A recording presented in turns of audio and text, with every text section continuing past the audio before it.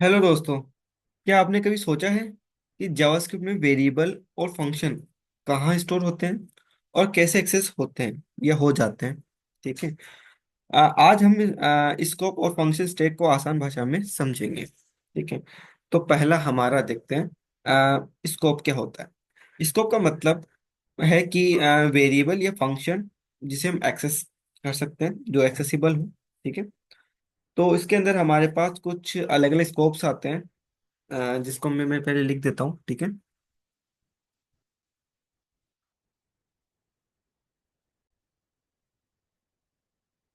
These are the our the scopes.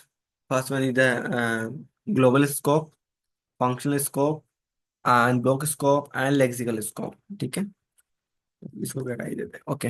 Now, so firstly हम बात करते हैं ग्लोबल स्कोप। ये हमारे ग्लोबल स्कोप होता क्या है? ठीक है। तो first global scope,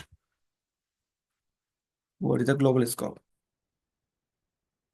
this is ये हमारा एक ग्लोबल स्कोप है। ओके।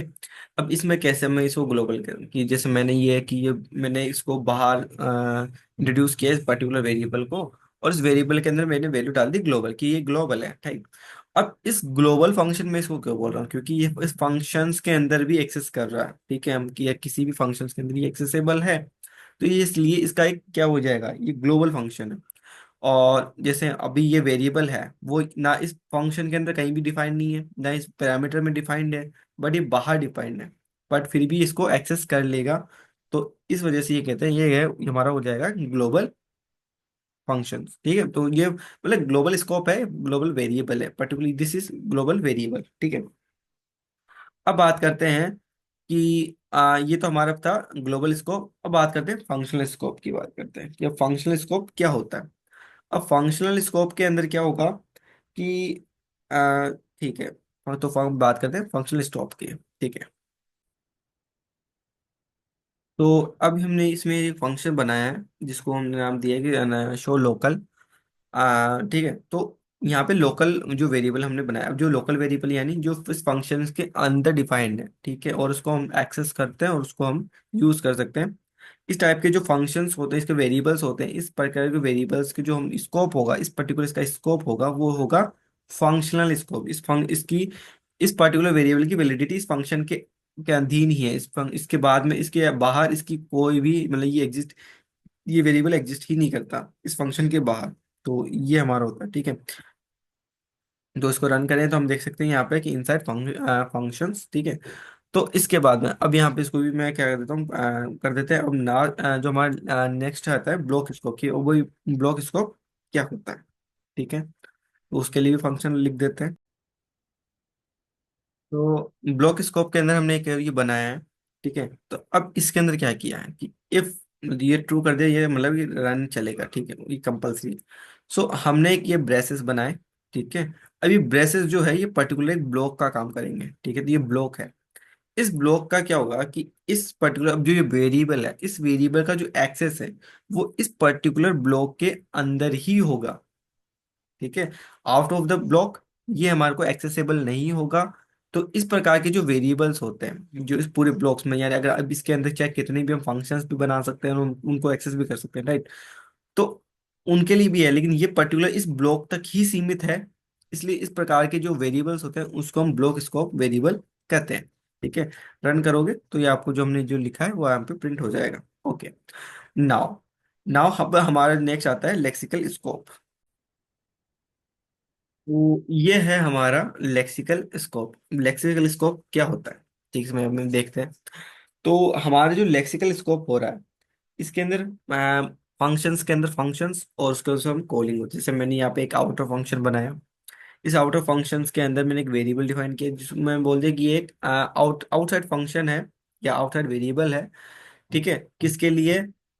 फंक्शन इनर फंक्शन के लिए। जो ये इनर फंक्शन है इसके लिए आउटसाइड है। ठीक है। लेकिन ये आउटसाइड को ये एक्सेस कर पाएगा। ठीक है। और इसको हमने इसी के अंदर कॉल कर दिया। ठीक है। तो इसके लिए ये ग्लोबल फंक्शन है। इस पर्टिकुलर के लिए ये ग्लोबल फंक्शंस कहलाएगा, राइट? ये क्लोजर्स, आप इसको क्लोजर भी कह सकते हो, ये क्लोज कर रहा है तो ये क्लोजर है इसका। ठीक है। तो इसे हम क्लोजर भी कहते हैं। ठीक है।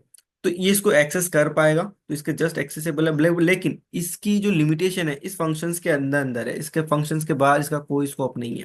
ठीक है। और इस टाइप की जो हम बनाते हैं, ठीक है, वेरिएबल्स बनाते हैं या फंक्शंस बनाते हैं, इस तरीके के जो फंक्शंस वो बनाते हैं और वेरिएबल्स हम करते हैं, इस प्रकार के जो स्कोप होते हैं, इस प्रकार के स्कोप्स को हम क्या बोलते हैं, लेक्सिकल स्कोप्स हम कहते हैं। ठीक है। अब इसके बाद में ये हमारे जो स्कोप्स हैं वो हमारे एंड होते हैं। ठीक है। अब हमारे बाद हम बात करते हैं कि हमारे पास आते हैं नेक्स्ट जो हमारा होता है, फंक्शंस के अंदर स्टैक्स होते हैं। तो फंक्शन स्टैक जिसे हम कॉल स्टैक समथिंग होता है कि कॉल स्टैक बोलते हैं, हम कहते हैं कॉल स्टैक होता क्या है, तो वो फंक्शन स्टैक और कॉल स्टैक। ठीक है। तो जावास्क्रिप्ट कॉल स्टैक में फंक्शन में मतलब फंक्शन मैनेज करता है। अब कैसे करता है कि हम एक स्टैक बनाते हैं कैसे, और अलग अलग स्टैक्स होते हैं।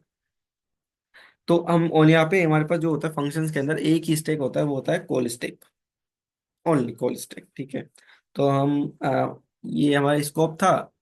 ठीक है। अब बात करते हैं फंक्शन स्टैक, मतलब अब बात करते हैं फंक्शन स्टैक्स की, राइट। तो call stack, sorry, function stack.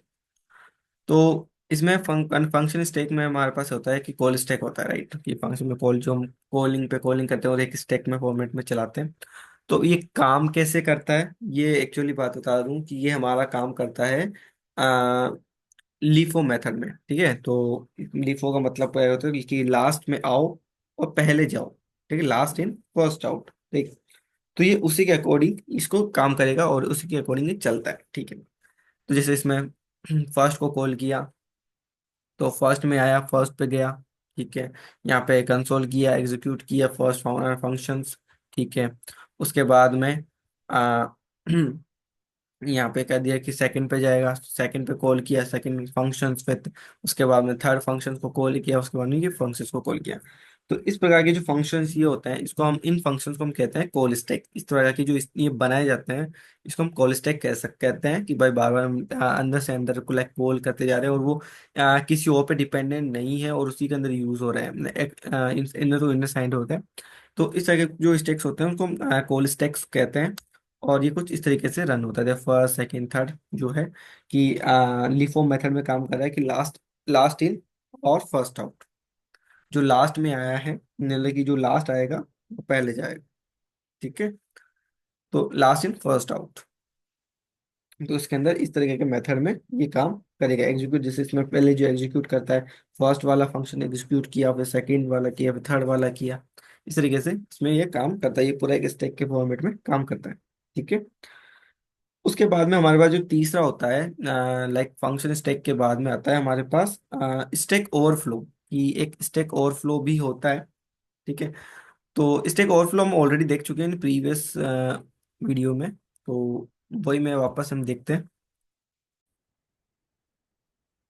तो ये हमारा जो अगला होता है, इसमें हमारा जो स्टैक ओवरफ्लो, तो इसके अंदर क्या होता है कि जो स्टैक ओवरफ्लो हमारे पास है उसमें क्या हम जैसे फंक्शन बनाते हैं इन्फिनिटी, और इसमें वही रिकर्शन वाला काम है। ठीक है। लेकिन इसमें क्या होता है, जैसे अभी ये मैं इसको मैंने अनकमेंट किया, मैं इसको रन भी नहीं करूंगा, आप अपने पीसीस में अपने आप में आप रन करके देख सकते हैं। ठीक है।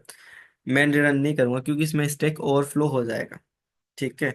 ये जो हमारा यहाँ पे जो होता है, ठीक है, तो यहाँ पे हमारे पास जो यहाँ पे जो स्टैक्स होंगे वो सारे के सारे ओवरफ्लो कर जाएंगे। ठीक है। तो जो कि हम नहीं चाहते हैं कि स्टैक हमारा ओवरफ्लो करके जाए, और ये स्टॉप भी नहीं होगा क्योंकि ये मतलब कि जैसे हमने जो एक बार लूप चलाया था, इनफाइनाइट लूप चलाया था, तो वैसे ये इनफाइनाइट लूप हो चुका है। ठीक है। ये इनफाइनाइट लूप बन चुका है। तो यही है स्टैक ओवरफ्लो। ठीक है। तो ये चीज हमारी स्टैक ओवरफ्लो में है, क्योंकि जब भी कोई फंक्शन खुद को बार बार कॉल करता है और वो स्टैक भर जाता है, तो इस तरह का जो होता है तो वो हमारे को कहलाता है कॉल स्टैक या स्टैक ओवरफ्लो कहलाता है। ठीक है। तो दोस्तों, अब आपको स्कोप और फंक्शन स्टैक अच्छे से समझ में आ गया होगा। ठीक है। अगर आपको ये वीडियो पसंद आया तो लाइक करें और सब्सक्राइब जरूर करें। ठीक है। और मिलते हैं नेक्स्ट वीडियो के अंदर, वो भी हमारी फंक्शंस के अंदर ही, मतलब फंक्शंस के बेस पे ही होंगी। ठीक है। तो मिलते हैं नेक्स्ट वीडियोस के अंदर। Thanks for watching.